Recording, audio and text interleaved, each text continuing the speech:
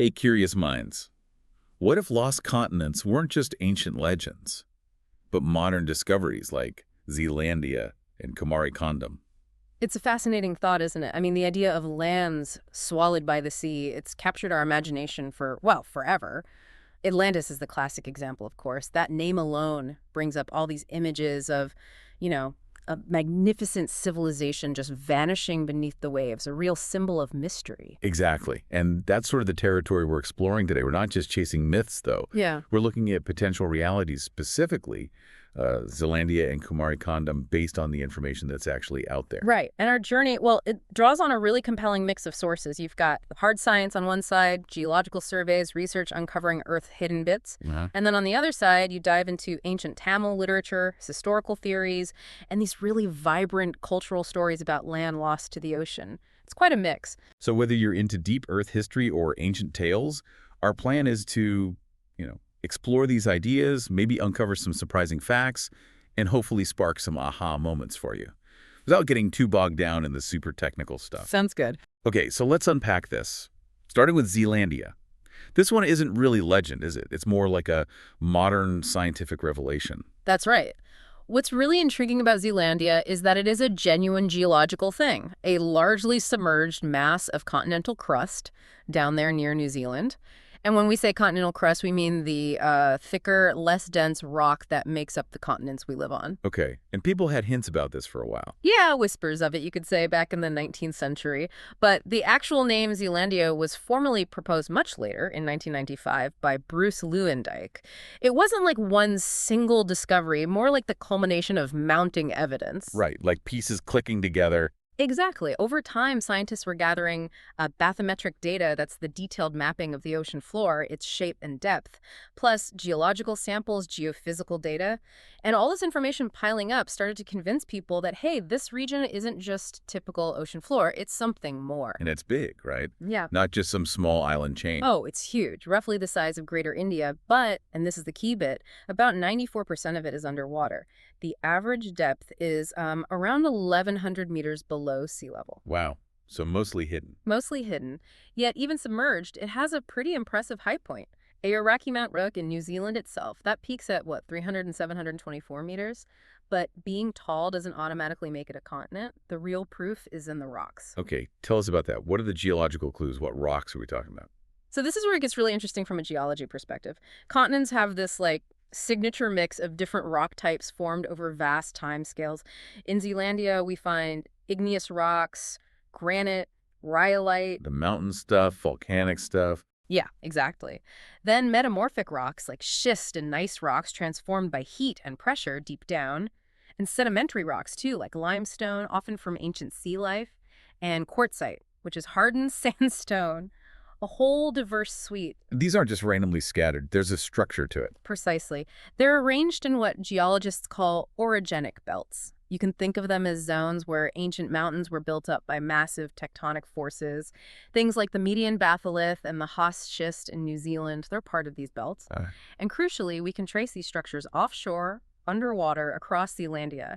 It shows this consistent geological architecture, like seeing the foundations of old mountain ranges continuing beneath the sea. So basically the same kind of geological setup underwater as on the continents we see? That's the key takeaway. Plus, samples they've brought up from island outcrops that poke above water, from drilling deep into the seabed, even stuff dredged up from the ocean floor have revealed Paleozoic rocks, that's 252 to 541 million years old, and Mesozoic rocks, 66 to 252 million years old.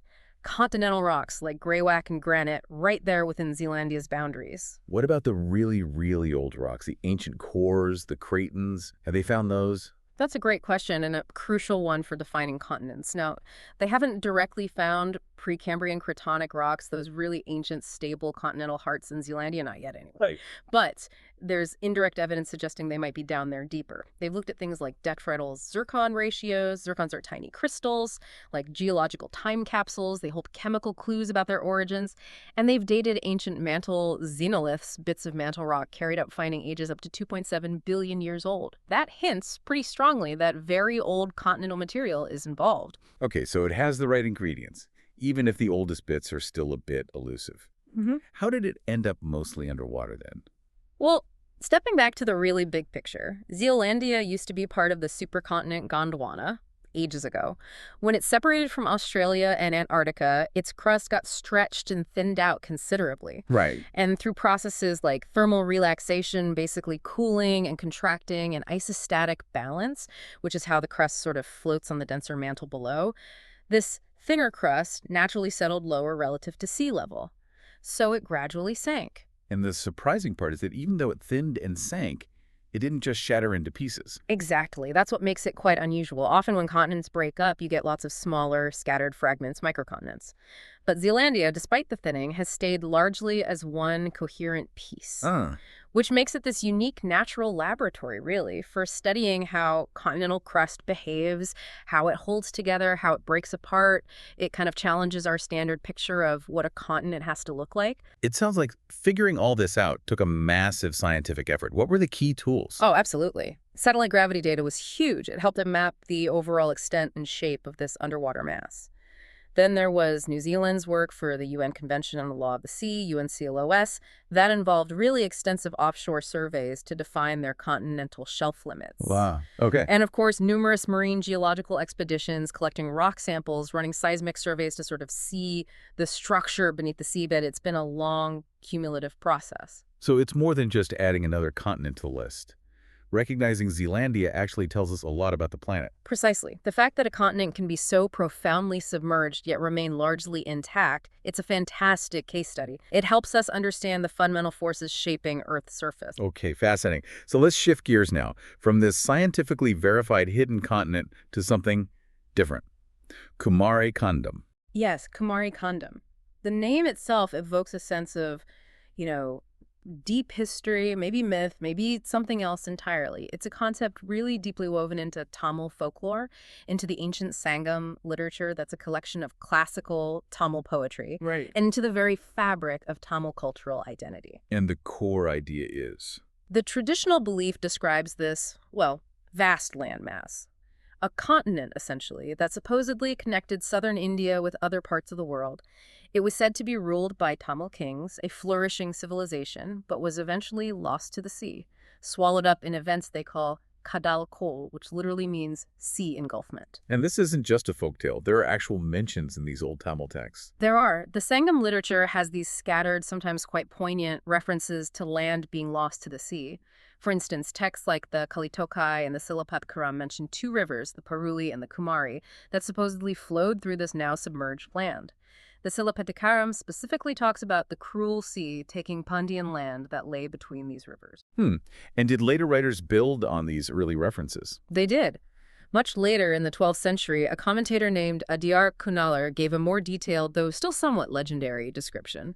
He spoke of a land south of modern-day Kanyakumari, stretching, he said, for 700 kavatams, a unit of distance we're not entirely sure about, and divided into 49 distinct territories. He even listed some, 7 coconut territories, 7 Madurai territories, and so on. But the uncertainty about the kavatam makes it really hard to pin down any precise geography. Okay. So when did the specific name Kumari Kandam get attached to all this? That really picks up steam in the 19th and 20th centuries during the Tamil revivalist movements. Scholar and cultural figures started explicitly using Kumari Kandam to refer to these territories described by Adyar Kunalar. This lost land became very strongly linked to the legendary ancient cities of southern Madurai and Kapatapuram. Weren't those linked to the Tamil Sangams, the literary academies? Exactly. Those cities were believed to be the centers of the first 2 Tamil Sangams, these almost mythical gatherings of poets and scholars considered foundational to Tamil literature. So Kumari Kandam became tied to the very origins of Tamil literary tradition. And there was also this connection or maybe confusion with another lost continent idea, Lemuria. Yes, that's a fascinating intersection. In the 19th century, some Western scientists proposed a hypothetical land bridge called Lemuria to explain why you find similar animals and plants in places like India, Madagascar, and Southeast Asia. Think lemurs, for example. Right, before plate tectonics explained it better. Precisely. Plate tectonics eventually showed how continents moved, making Lemuria unnecessary as a scientific theory. But the idea of a lost landmass in the Indian Ocean resonated strongly with some Tamil intellectuals and nationalists who were already thinking about Kumari Kandam. So they sort of merged the concepts. In some circles, yes. Kumari Kandam became identified with Lemuria, and it transformed into more than just a lost kingdom. For some, it came to represent the literal original homeland of the Tamil people, the cradle of the Tamil language, and the entire civilization. That's a pretty big claim. It is, and it led to some quite elaborate theories. Figures like Davania Pavanar proposed that Tamala was the original mother tongue of all human languages, originating in Kumari Kandam. Much later in the 1990s, R. Mathavannan made some very controversial claims. He said he'd deciphered the Indus Valley script as an early form of Tamil and dated the Kumari Kandam civilization way back to around 50,000 BC. Okay, but you said controversial. Extremely. It's really important to stress that these specific linguistic theories and timelines from Pavanar and Mathavannan are absolutely not accepted by mainstream historians, linguists, or archaeologists. They remain very fringe ideas. Understood. So setting aside those extreme claims, what physical evidence do people who believe in a literal Kumari Kandam point to today? Supporters often mention submerged structures or unusual land formations detected in the Indian Ocean. There have been underwater archaeological discoveries off the coast of Tamil Nadu, near places like Pumpuhar, and also off Gujarat. Some interpret these finds as potential remnants of this lost land. Marine surveys that show submerged land masses also get cited. But what does mainstream science say about those finds? Well, mainstream archaeology and geology generally have different explanations. They tend to attribute submerged sites and landforms to known geological processes, primarily the significant rise in sea levels that happened globally after the last ice age ended, maybe 10,000 to 6,000 years ago. So coastlines changing naturally. Exactly. Plus ongoing tectonic activity in the region. So while some researchers might agree that parts of prehistoric South India were larger and are now underwater, they see it as a result of these natural processes, not necessarily evidence of a vast, advanced, sunken continent as described in the more elaborate Kumari Kandam narratives. So there's a definite split between the cultural belief and the mainstream scientific view. A pretty significant one, yes. But regardless of the scientific debate, the cultural weight of Kumari Kandam seems huge for Tamil identity. Oh, absolutely undeniable. Whether it existed precisely as described in the legends or not, Kumari Kandam serves as this incredibly powerful symbol. It represents Tamil cultural identity, a deep heritage, a source of pride, and a long, supposedly unbroken history reaching back into antiquity. Right. It connects many Tamils to this perceived ancient past, and it's had a massive influence on popular culture too. Books, movies, art, you name it. So it's much more than just an argument about history. There's a real emotional core to it. Exactly. It embodies cultural pride, but also maybe reflects on the power of nature, how landscapes change, how civilizations can be affected. The search for clues continues, of course, and maybe future marine archaeology will shed new light. Who knows? It's interesting how these ideas play out online, too. We glanced at some discussions, like on Reddit. What's the vibe there? It's pretty much what you'd expect a real spectrum. You get quite a bit of skepticism, people calling it pseudoscience or myth, pointing to plate tectonics and saying a whole continent sinking like that doesn't make sense geologically. Okay. They might acknowledge coastal changes, sure, but not a continent disappearing without major geological evidence. Others, though, strongly defend it, citing the literary references, the Pumpuhar findings, and arguing that mainstream science might be missing something or dismissing evidence too quickly. There's often a strong emotional element tied to cultural heritage. And the interpretation of the old texts comes up, too. Definitely. There's debate about how old the Sangam texts really are, and when the term Kumari Kandam actually started being used in the way it is now, which seems to be much later than the earliest poems. Some argue the Akaidal Kol, or sea engulfment in the older texts, probably referred to smaller local floods or coastline losses, not a whole continent vanishing. So we have Zealandia, a scientific reality hidden underwater, and Kumari Kandam, this potent mix of legend, culture, and maybe some echoes of real coastal change. It does make you wonder if this theme of lost lands is a common human thing. That's a really insightful connection to make. And yes, research actually suggests that stories about land disappearing under the waves are surprisingly common in coastal cultures worldwide. It's not just Tamil culture. Really? Yeah.